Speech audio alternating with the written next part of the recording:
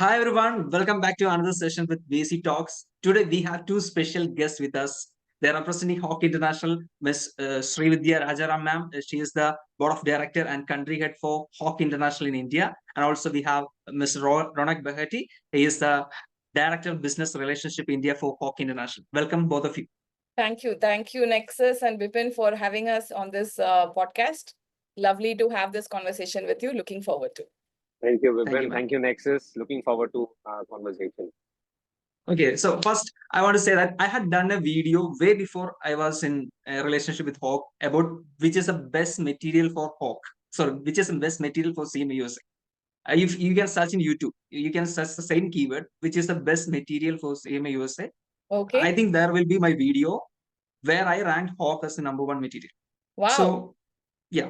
So I just want to hear it from you that what makes Hawk special from their competitions. So what are the special features of Hawk material? Any of you? So I would say HOCK itself is special because we have our founder and the CEO of HOCK International, Mr. Brian Hawk. And he is our brand ambassador for the HOCK International. And it goes without saying, people connect with him as a mentor, whether it is a student, whether it is a professional, or whether it is a learning partner like you who is teaching and training students with the US CMA content. Every day, lot of students, thousands of students are studying using the HOCK material. So the USP of HOCK International is our founder and the CEO, Mr. Brian Hawk himself. He has put in a lot of efforts, over 25 years of efforts and hard work in curating the complete material. So in the recent Train the Trainer events, he mentioned that the US CMA in the last 30 years has gone through such a huge change that he has been in every phase when the content was developed and changed and content was developed and changed. So he has put in a lot of effort in making that content, and that is why it is the best. A lot of efforts, a lot of heart and soul has gone into the content in its preparation. So that would be my response to your question. Maybe Ronak wants to have and add some more inputs on this. Okay. Thank you, Shri. You have rightly mentioned. Apart from Brian Hawk being the face of Hawk International, which is into existence for 25 years, this is our 25 years, and he's very closely updating the content and making sure that it is relevant for our wonderful students globally to study and pass. The uniqueness about the material that Hawk has is anybody from any sphere of life can start from any chapter and they'll be able to understand. Why? Because of the comprehensiveness that the material provides. It talks right from the basic. Even though, you may know of a certain topic, but the other person who's studying from a material may not know about that topic. So Brian is very clear that it has to be uniform. Anyone can start from the very basic and can move ahead. If you are aware of that topic, you can skip that part and directly go to the question. Apart from this, we have a team in India which support our students and our partners, and our turnaround time is very fast. I'm sure students who have interacted with us and partners who have interacted with us, they can vouch for it that our turnaround time is really fast, and we have a team pan India to support all of our students and partners. And apart from that, Hawk is also into doing these CFO roundtables and providing more of value add to the students. The students who have cleared using Hawk, we also have Hawk Alumni Network, which they can join on LinkedIn if they have used Hawk. So there, a lot of our peers and your peers post jobs and they can help you get hired. So there are a lot of things that we do. But for now, over to you for the next question. So this is a question for the student's perspective. How much time should a student spend for learning every day? They will say you have to study 6 to 8 hours or 2 3 hours. So what is the average time that a students? Brian says, okay, he says that students should have a balance of all, right? So for that, what do they need to do is, first of all, they need to start using the pass map, which is on our LMS. So when you select pass map, you put in a date for your examination, and you tell how many hours a week that you can put in. It would recalculate and tell you that these are the topics, these are the hours that you need to put in, and that is how you need to study. Apart from that, what he recommends is students should have a schedule created for themselves, an entire week schedule. So you should have a balance of studies, your time with friends, and your other co-curricular activities that you want to do. So you need to have a dedicated time of the day allotted for studies. At that point in time, the phone should be away, everything should be away, and your time should only be dedicated to the study. Once that time is done, you go and meet with your friends. At that time, you should not think about the studies. That should only be fun time for you. So he emphasizes on the balance that a student should have. So if I may say, and what Brian also recommends is, apart from the studies that you do with Nexxus, you need to put in another 70 to 80 hours, a minimum of your own hours, which includes your self-studying, your revision, your mocks, all of that. 70, 80 to maximum 100 hours is what you need to individually put as by yourself, apart from what training you get at Nexxus.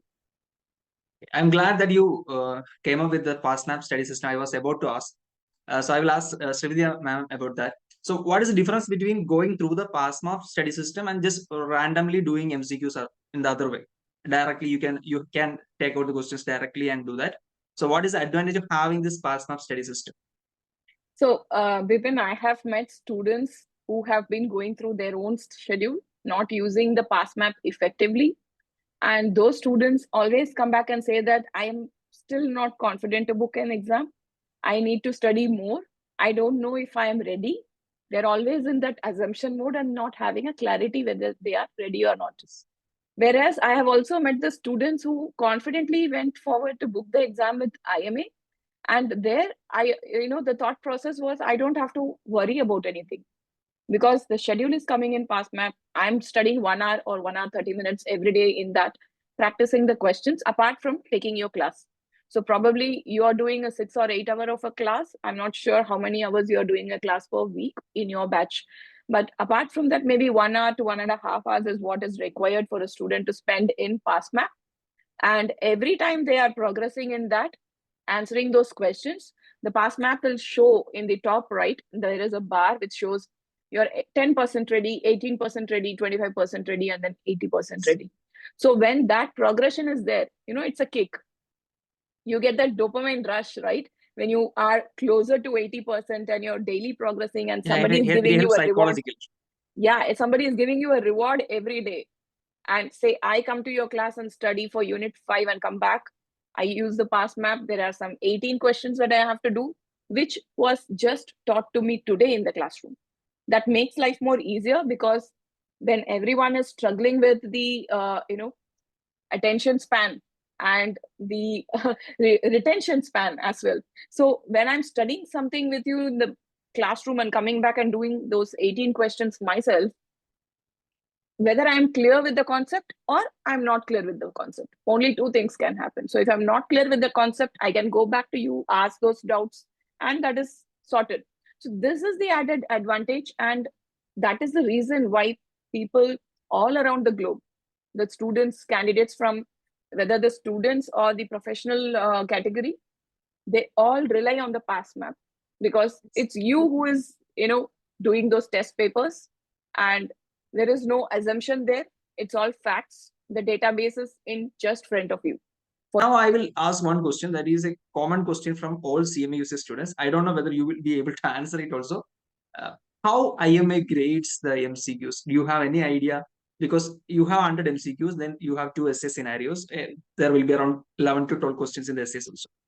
Do you have any kind of idea how much does this one MCQ weigh? What is the mark for one correct answer? That is a very tricky question, and that is something what we also don't have a concrete answer. How do they actually weigh the entire thing? But what Brian says is they have a scaling system, okay? And out of the 100 questions, 10 questions are testing questions. Okay. So those questions are just to test the quality of the questions where it is not marked. But students don't know those 10 questions. So out of the 100, they are actually graded on just 90 questions.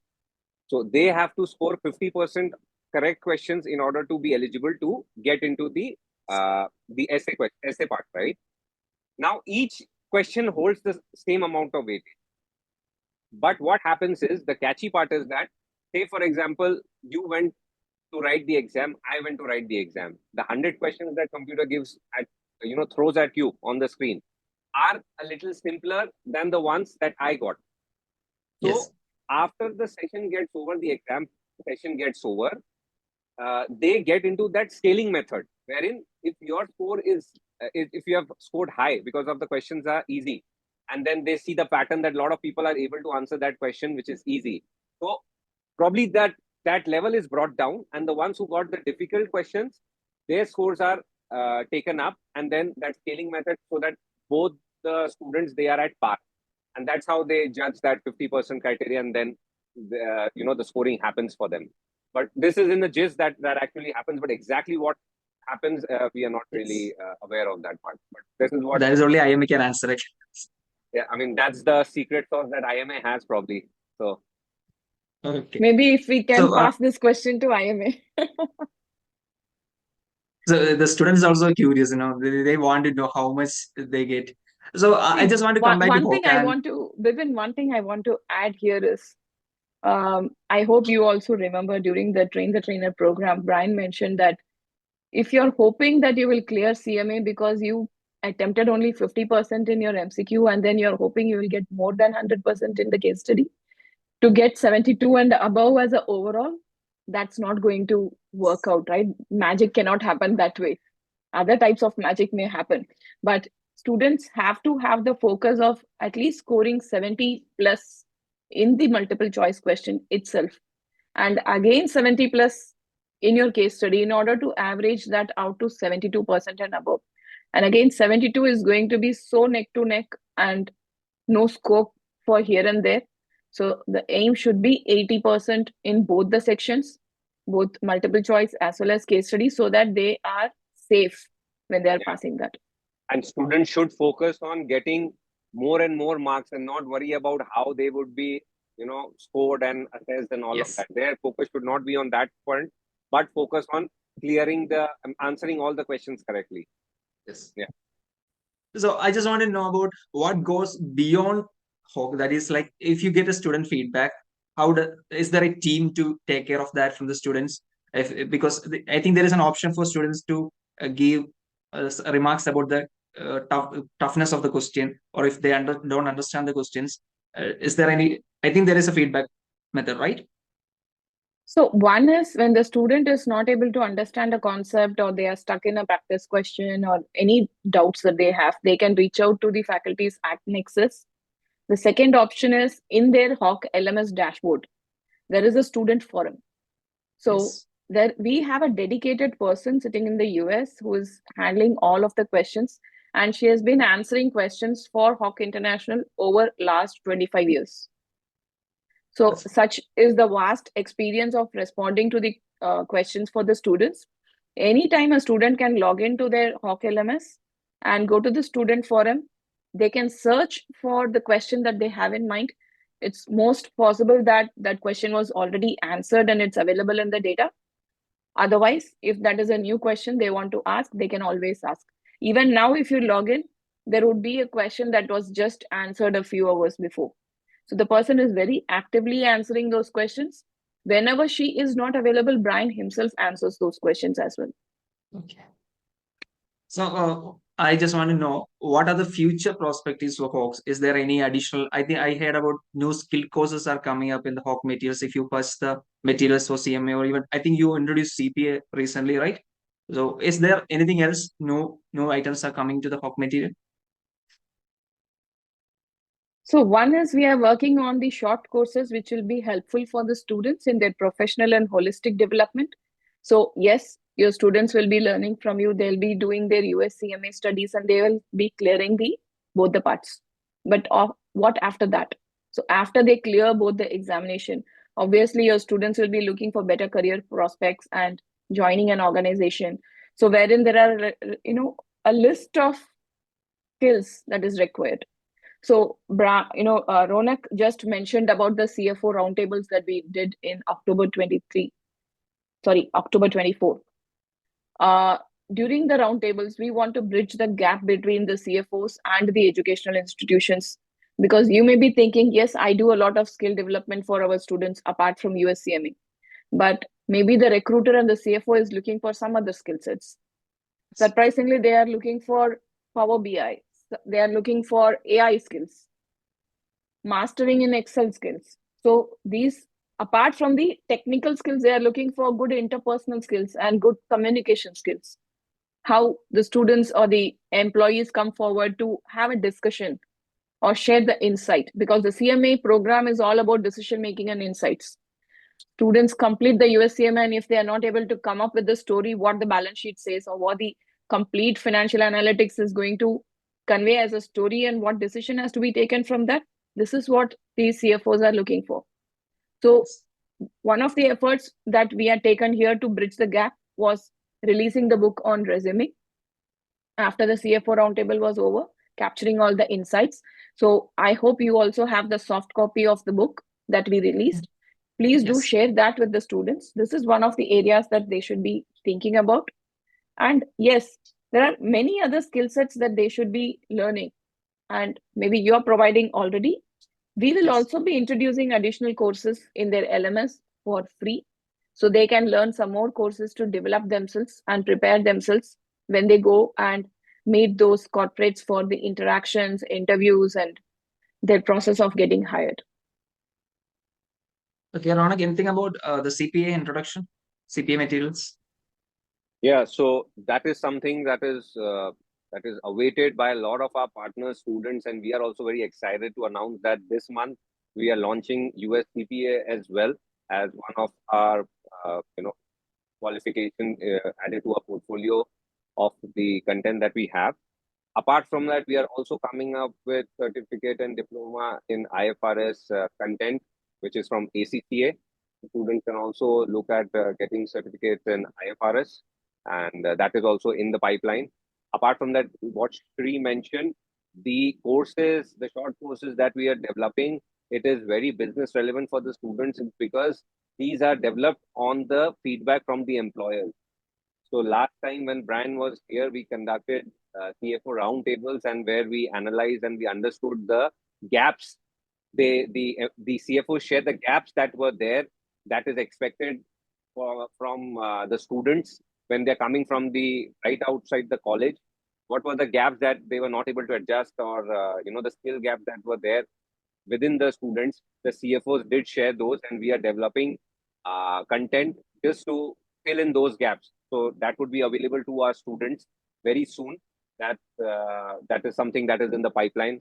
And apart from that, there are a few other things which we'll keep it under wrap for now, but Okay, we'll make surprise. you aware. Yeah, yeah, a little bit of surprise when the time is right. We'll definitely share. But that's all for now from our side. Okay, so I think we can conclude. And one more question for the students. Yeah. You too have a lot of experience as an employee, work experience. So, what is your advice to upcoming aspirant CMA qualified or any qualifications for the interviews, for the preparation of the interviews and the patience? You need to get the right job. So maybe you have to wait for a long time to get to that particular job. So, is there any advice from you two guys? Shri, would you like to go first? Yes, see, one of the key things in career development is working on self. They should be working on, their own self-development, have that self-awareness of what needs to be improved, what self introspection that is important. Most important apart from this is the social networking. So I know students love to be in Instagram, but I will advise, please come to LinkedIn. It's not boring. It's your career which is out there. So please come to the LinkedIn and create your professional profiles. Connect with the CFOs and finance directors of companies where you want to work. Which are your shortlisted top 50 companies where you think like you should work? Pull out that list and also have a why. If you want to why, if you know the why, if you know this is the company I want to work, because then probably that makes your life easier. When you connect with those CFOs from those companies and they also watch you what you're doing, there will be a day when you are called for an interview in the same company and sitting in front of the same CFO to give your interview. And when they ask you, why do you want to work for us, or why should I hire you, you have a better answer at that time. So now the time is more like not the companies filtering the candidates. US CMA candidates have that competitive edge wherein you can shortlist the top 50 companies where you want to work. and start working on that.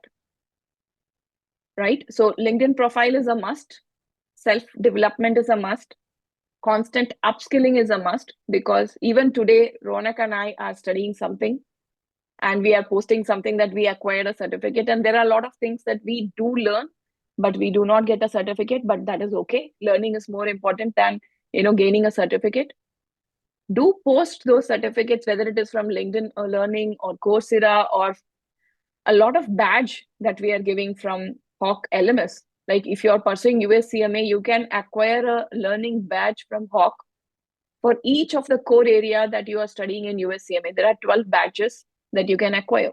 So when you acquire a badge on internal control or performance management and you share that in LinkedIn, a lot of those employers, your potential employers, are going to watch that, see that you are constantly learning. You're not saying that I am pursuing US CMA for the last 2 years. That's not the case. There is a real proof.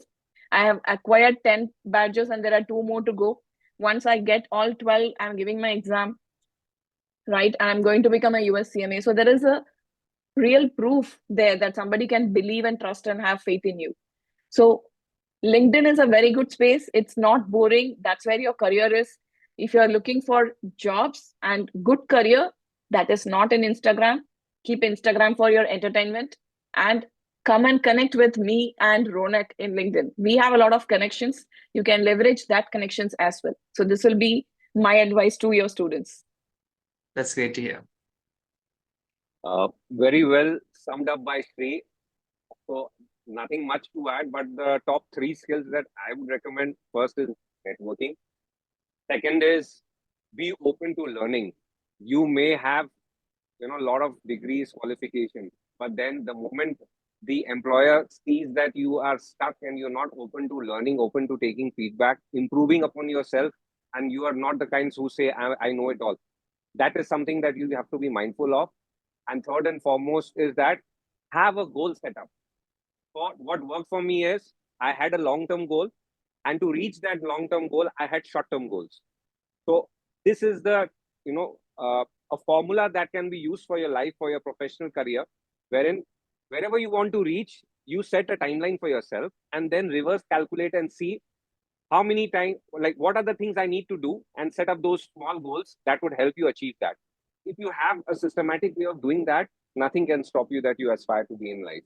So this is what I wanted to add, and I hope students find that valuable. And rightly, as Sri mentioned, please do connect with us on LinkedIn, and we are more than happy to grow our network and help you grow your network as well.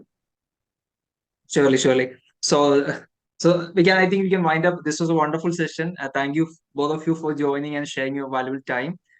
Maybe in future we can also do other podcasts also. Yeah. Absolutely. Thank you. Thank you, Bipin. Thank you for having us.